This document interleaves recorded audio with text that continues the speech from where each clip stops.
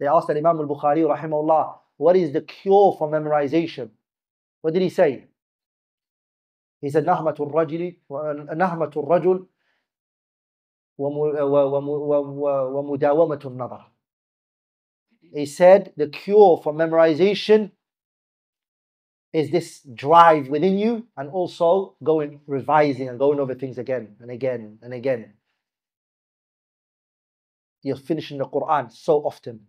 You're going against the book. You're going over the books that you've read before. You keep going over them again and again and again. You have like a program where you start the Athara of Ibn al-Qayyim and you finish it. Ibn al-Qayyim's books has a manhajiyya مقترحة في قراءة مؤلفاته. To read his works, you read those books, and every maybe 8 months, 9 months, you finish it. Ibn Taymiyyah, you have a barnamij of how to read his works.